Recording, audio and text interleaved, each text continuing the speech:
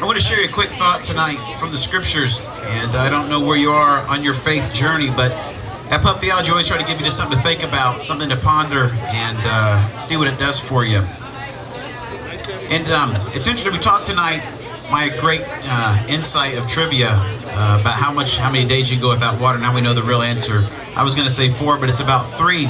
You can go about 40 days without food. I wouldn't suggest it. It's not very fun. You tend to be in a bad mood most of the time, but you can get by. At some point, your body does start eating, like your muscles and the inside of your stomach starts eating itself. It's a very negative process, but you can get about 40 days without dying. The crazy part about water is if you go 3-4 days, you actually die.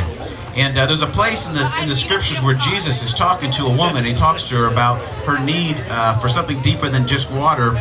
And the thing I love about that is a lot of times you start reading the Bible, if you ever do, and things can be confusing, or it seems like maybe Jesus, you think he just says some pretty crazy things that don't make any sense. But what I love is that he actually speaks to things that he knows we'd understand if you really take a look at it. And so there's a story in the book of John, it's in the New Testament, where Jesus is on a trip and he has to go through this area of town that the most of the time Jews don't actually enter because they don't get along with these folks called Samaritans.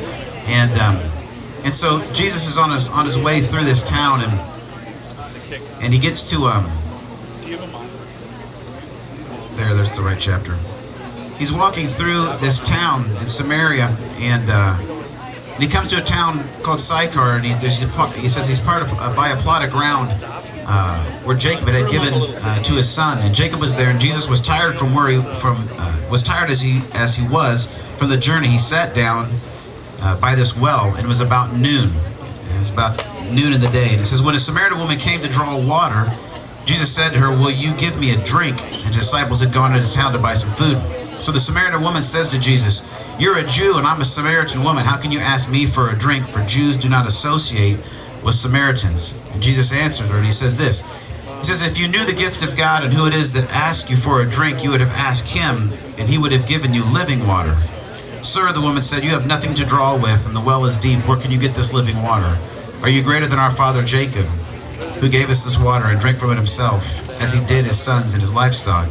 Then Jesus answers, "Everyone who drinks this water will be thirsty again, but whoever drinks the water I give them will never thirst again. Indeed, the water I give them will become in them a spring of water welling up to eternal life." The woman said, "Sir, give me this water so that I won't get thirsty and have to keep coming here to draw water." Jesus goes on and talks to her, and he says some pretty difficult things to her, and the story ends. It's pretty amazing. She actually goes back and brings most of her city back, and they find this living water. And this image of living water I really love about it is in that time, and actually not even that time, you can think about it, the difference between a retention pond and like a stream. If you notice, you've never seen a commercial that talks about that their bottled water is, fresh from your neighborhood retention pond, because retention ponds, they don't have any water flowing out of them, so some pretty gnarly stuff gets in them. If you ever had anybody dare you to jump in one, when you get out, you smell terrible, and it's a very, very negative process.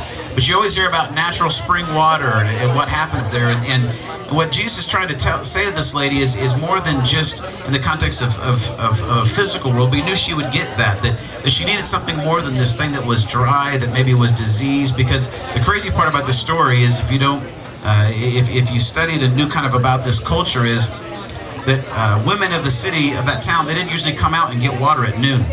Because at noon it's hot, and if they've got to walk, like they were talking about before, if you've got to walk a long way, a distance to get water, you're not going to do that in the heat of the day. You're going to do it later. But the reality is that this woman was at the well getting water when she was, because she was an outcast. She lived a pretty difficult life, and she'd been rejected by many of the people that were in her community. And so it was kind of a double whammy for her, that for one, this Jewish man would talk to her, but for two, it was probably a crazy thing for her that anyone would speak to her. And in this conversation, Jesus invites her into this relationship, this idea that she can not just have her need met that day for a drink, but that there's something about our souls that's a lot deeper than just our need to drink actual H2O. But there's something about us that if we go more than a few days, I think our souls begin to die. And I think Jesus knew what that was, and what it is love.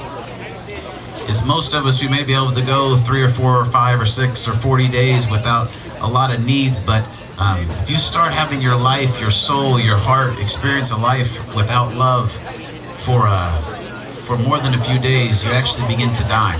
And so I think that's what Jesus was inviting her into, is that I want to bring you something that is not something that meets the need now, but actually something that can well up in your life and bring you life, bring you joy, bring you hope, bring you peace, bring you forgiveness, and a relationship with Him. And the rest of that story is pretty amazing, like I said, is that not only did she, but her whole community found love, they found forgiveness, they found hope. And you may be here tonight, and you may have come to Wolfie's because you've had a tough go of it, and you were looking for some love, or you were just looking for a place to check out, or maybe a place to meet some new friends, and you got here and there were some people playing music and talking about living water, and some guy just stood up and started talking about Jesus. And so maybe it's a little bit of a surprising moment like this woman had about 2,000 years ago.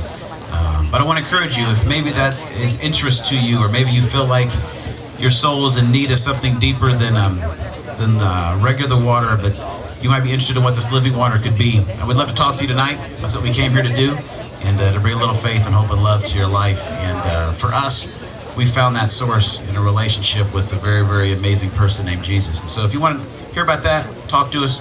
That's what we're here to do at Pub Theology.